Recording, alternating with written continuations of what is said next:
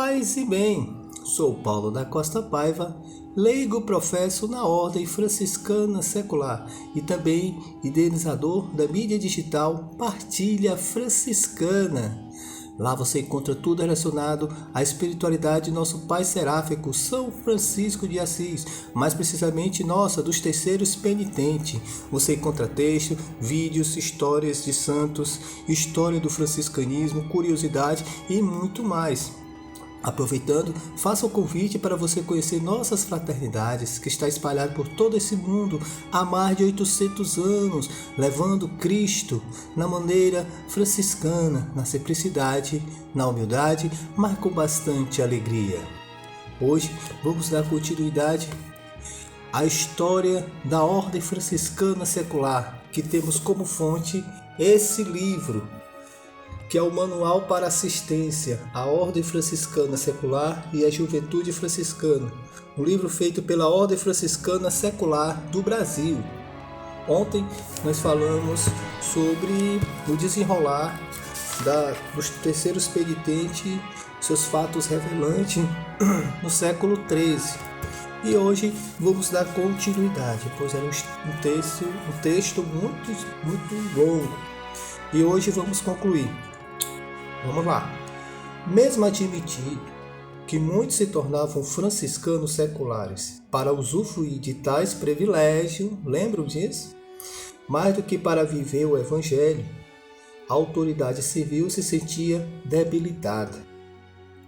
Atuando contra o movimento penitencial, crivavam de taxas e tributos os terrenos e bens dos penitentes. Proibiam que deixassem seus bens aos pobres e os obrigavam a pagar a dívida de outros com ameaça. Contra tal situação de perseguição, tiveram de lutar os romanos pontífices com bulas e cartas apostólicas, até porque a ordem secular de São Francisco, bem como a dos dominicanos, constituíam poderosa força espiritual para a renovação da Igreja e da sociedade, e até mesmo em certos momentos, um verdadeiro exército espiritual na luta do papado contra o poder civil e político. Nesse sentido, é importante que Pierre de Lévigné, secretário de Frederico II, escreveu ao imperador na luta com a Santa Sé, dando-lhe conta de números e da fidelidade dos terceiros.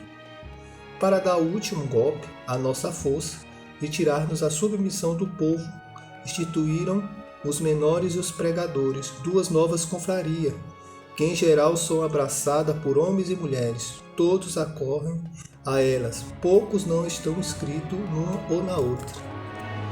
Aqui também é interessante ver que esses que buscavam se beneficiar de forma deturpada dos benefícios que existiam dentro da ordem para quem era professo, era uma minoria, né? Uma minoria mal intencionada, assim como existem vários grupos de pessoas.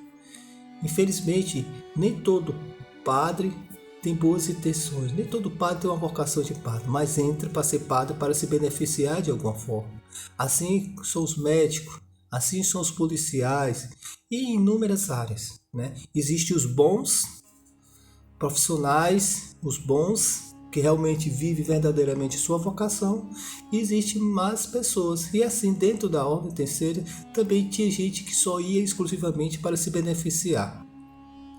E outras instituições estavam perseguindo de uma forma injusta a própria ordem, né? Como se todos que estivessem ali fossem pessoas mal intencionadas que só queriam se beneficiar de privilégio. Mas a igreja deu todo aquele suporte à defesa, porque ela via que tinha pessoas sérias, via pessoas que viviam verdadeiramente seu carisma e sua vocação. Vamos lá, continua. Os franciscanos seculares gozavam dos privilégios por parte da Santa Sé, constituindo um obstáculo ao poder imperial. Por sua forma de vida, pela sua fidelidade à Igreja, pela isenção civil, foram também motivo de tensão entre Santa Sé e os poderes civis e episcopais. Nesse tempo, foi eleito o ministro-geral São Boaventura, que proibiu os frades de se ocuparem dos penitentes. A razão que expõe aos doutores de Paris, reprovando a presença dos frades nas cátedras universitárias e a promoção da ordem da penitência são essas: necessidade de que os frades sejam livres em sua ação pastoral, dirigindo a todos e não ligado apenas a um grupo, ou melhor dizendo, à ordem franciscana secular. Dificuldade de defender os franciscanos seculares penitentes junto às autoridades eclesiásticas e civis devido ao grande número de privilégios conseguidos.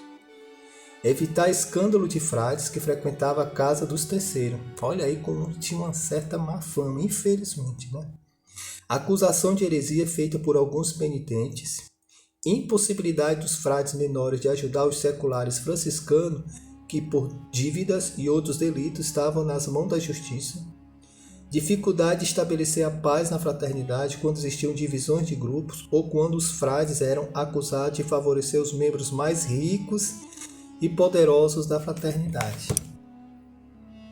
Realmente, essas são situações conflituosas que existiam, essas problemáticas.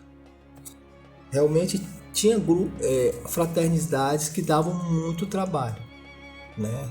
Davam dor de cabeça a alguns frades. Não podemos generalizar que todas as fraternidades eram assim, ou que todos os irmãos agiam dessa forma, né?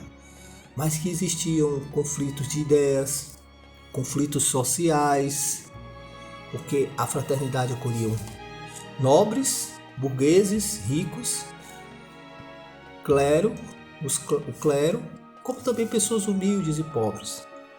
Existiam uma diversidade de ideias, diversidade de realidades, sem falar das pessoas mais intencionadas que queriam usufruir dos benefícios. Então, de uma certa forma, esses privilégios que a Igreja deu estavam dando mais problemas do que ajudando a crescer espiritualmente esses irmãos. Por isso que futuramente esses privilégios foram deixados de lado. E depois que eles foram deixados de lado, verdadeiramente a fraternidade conseguiu florescer verdadeiramente na mística franciscana. Então vamos lá, dar continuidade. Não é fácil justificar tal resposta de São Boaventura, de alguma forma incompreensível em nossos tempos.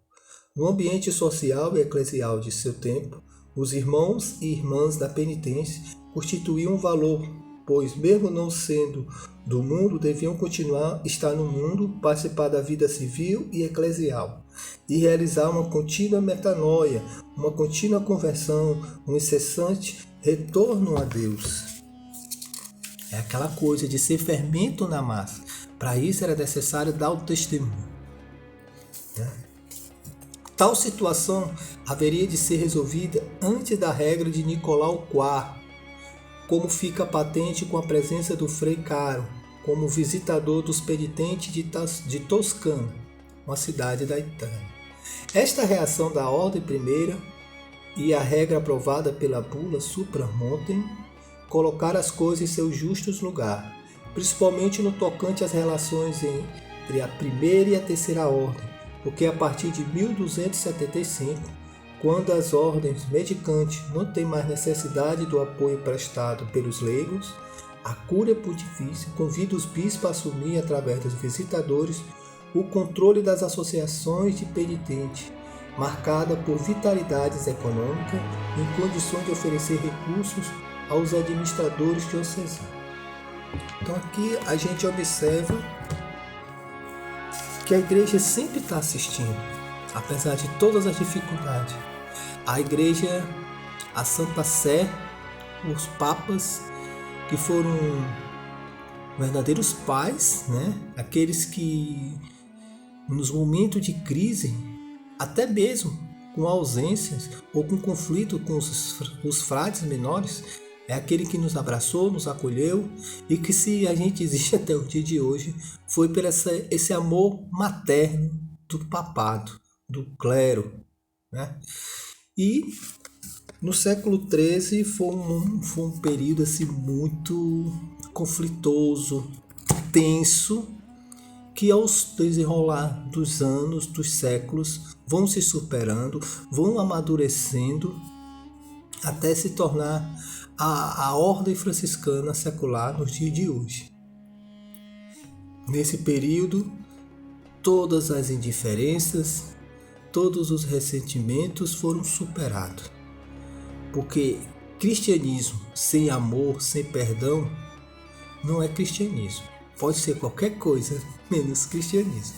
Então, até os próximos capítulos. Paz e bem.